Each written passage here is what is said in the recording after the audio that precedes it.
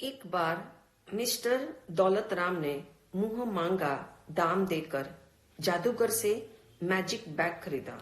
जादूगर ने सचेत स्वर में कहा, एक बात का ख्याल रखना, यह बैग बहुत मूडी है, इसलिए मनपसंद चीजें मांगने से पहले इसका मूड देख लेना, कुशलता से काम लेना, जल्दबाजी मत करना, वरना ये मैजिक बैग इतनी सेंटिमेंटल है कि नाराज हो जाएगी। परंतु दौलत राम की खुशी ने उसे कुछ भी सुनने नहीं दिया। प्रयोग करने के लिए वह बहुत उतावला हो रहा था। घर पहुंचने से पहले ही जब उसे प्यास लगी तो मैजिक बैग से पानी मांगा, किंतु कुछ भी नहीं निकला। दौलत राम ने सोचा, हो सकता है इस बैग को आम, खरगोश आदि निकालने की आदत हो, इसलिए दौलत राम ने आम की मांग की, परंतु कुछ नहीं निकला। बड़ी मुसीबत हो गई, दौलत भी गई और मैजिक बैग से कुछ मिला भी नहीं। दुनिया के हर दौलत राम को यह समझ आ जाए कि मनी भी एक मैजिक बैग है जो भ्रम पैदा करती है। धन जब दूसरों के पास होता है तो लगता है सब कुछ दे रहा है, इसलिए वह सुखी है, किंतु वही धन जब आपके पास आता है तो मालूम पड़ता है धन सुख नहीं देता। तथापि मन की इस मैजिक बैग का फैक्ट कोई किसी को बताता नहीं। इस कारण सभी लोग एक ही भूल सतत दोहराते हैं। वास्तविकता तो इतनी सी है कि मनी की मैजिक बैग से जिसने भी कुछ पाना चाहा वह पछताया ही है, क्योंकि प्राप्ति की चाह का अंत सदा पश्चाताप में होता है। चाहे क्षेत्र सत्ता का हो या संपत्ति का, सामग्री का हो या फिर सामर्थ्य का हो, महत्वाकांक्षा का हो या फिर प्रतिष्ठा का हो, अंततः सर्वत्र पश्चाताप ही रहता है। यही कारण है सम्राट अशोक ने जब कलिंग का युद्ध जीत लिया तब उसे महसूस हुआ, काश मैं सब कुछ छोड़कर जंगल में चला गया होता। स्मरण रहे, एक क्षेत्र ऐसा है जहाँ प्राप्ति की चाह का अंत पश्चाताप में नहीं, प्रसन्नता में होता है। जैसे श्री कृष्ण को पाने की चाह में मीरा इतनी प्रसन्न थी कि जहर का प्याला भी हंसते हंसते पी गई। इसलिए ऐसा कुछ चिंतन मनन करो जिससे दौलत के पीछे दौड़ना स्वतः छूट जाए। ज्ञानी कहते हैं, लक्ष्मी की सही पहचान कर लो, क्योंकि लक्ष्मी भी 4 प्रकार की है। एक लक्ष्मी भाग्य लक्ष्मी, जो आपके बिना चाहे और बिना प्रयास किए स्वयं में आपके आसपास आ जाती है। दूसरी है पुण्य लक्ष्मी, जो सत् कार्यों के द्वारा न्याय पूर्वक आपको मिलती है। तीसरी है पाप लक्ष्मी, जो चोरी, लूटपाट, धोखा आदि गलत मार्ग से आती है। और चौथी लक्ष्मी का नाम है शापित लक्ष्मी, जिसे लोग दबाकर, छिपाकर, ताले में बंद करके रखते हैं। इस प्रकार 4 प्रकार की लक्ष्मियों में से भाग्य लक्ष्मी और पुण्य लक्ष्मी की प्रेरणा सबको मिले एवं पाप लक्ष्मी और शापित लक्ष्मी को सदैव वर्जित ही समझे, तभी यह जीवन धन्य बनेगा।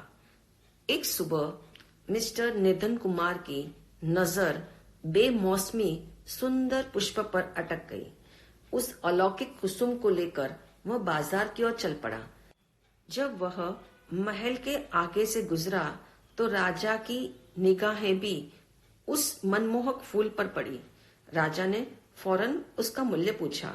निधन कुमार ने 100 सोना मोहर बता दिया, किंतु राजा ने कहा, मैं इस पुष्प का 1000 स्वर्ण मुद्रा दूंगा। निर्धन ने आश्चर्य से पूछा, जिस फूल ने शाम तक मुरझा जाना है उसकी इतनी कीमत क्यों देना चाहते हो? राजा ने कहा, मैं इसे गुरु चरणों में अर्पित करूंगा ताकि मेरा जीवन सुमन भी मुरझाने से पहले ऐसा ही सुगंधित बने, और मैं अपना जीवन धन गुरु चरणों में समर्पित कर धन्य बनना चाहता हूँ। निर्धन ने सोचा, मेरे पास धन नहीं, इसलिए तो मैं निर्धन हूँ, किंतु जीवन भी एक धन है, ऐसा कभी नहीं सोचा। यदि मैं भी जीवन धन को गुरु चरणों में भेंट कर दूं तो मेरा जीवन धन धन्य बन जाएगा। अब मुझे सोना मोहरे नहीं चाहिए, किंतु मेरा जीवन सोना बन जाए, यही मेरा संकल्प है। जीवन स्वयं धन है एवं जीवन में धन का होना एक जरूरत है। इसलिए सारा जीवन धन नश्वर धन के पीछे खर्च मत करना। बाहर का धन जड़ है, जीवन का धन चेतन है जो सुख शांति का प्रतिफल देता है। स्मरण रहे, शांति की इच्छा से शांति नहीं मिलती, इच्छा की शांति का नाम शांति है। इसलिए भगवान महावीर कहते हैं, भीतर की शांति का अनुभव करने हेतु इच्छाओं को शांत करो।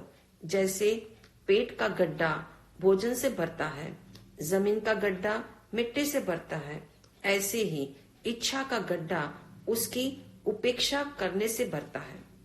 वर्तमान में जो भी इच्छा जन्म ले रही है वह तो मोहनीय कर्म के उदय का परिणाम है।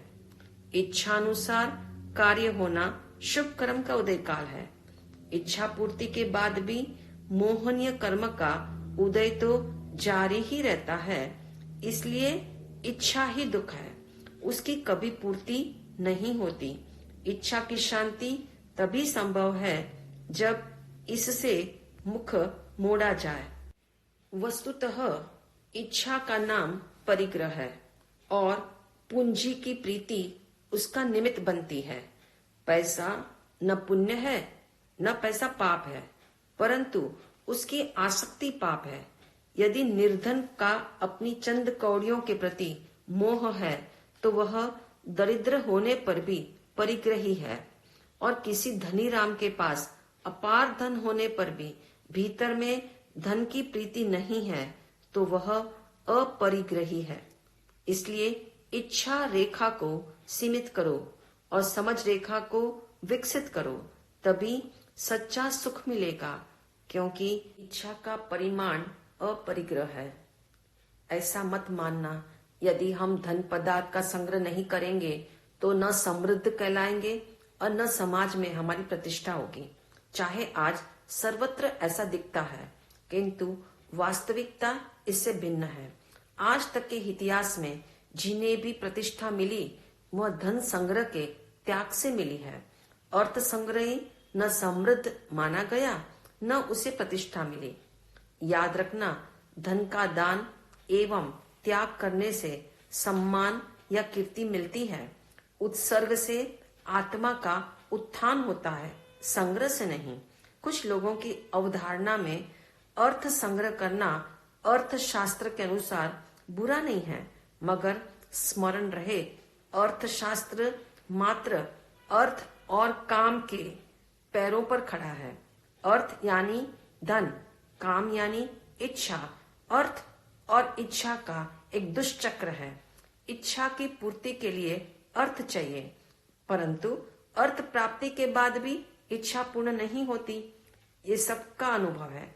इसीलिए ज्ञानी कहते हैं, इच्छा का परिमाण करो और जीवन धन को धन्य बनाओ।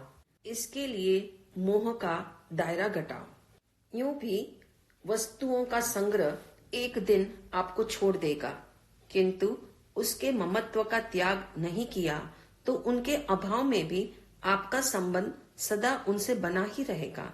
इसी संबंध का नाम ही तो बंधन है, जो संसार में जन्म मरण कराता है। यदि वस्तु से मोह हट जाए तो 6 खंड के अधिपति को भी वस्तुएं बांध नहीं सकती। वस्तुतः वस्तु के बंधन से रहित होना ही मुक्ति है, शांति है। इसलिए मैं और मेरे का दायरा घटाना होगा और अपरिग्रह का मार्ग अपनाना होगा, तभी परहित एवं परमार्थ की भावना परिग्रह के विष को अमृत में बदल सकती है।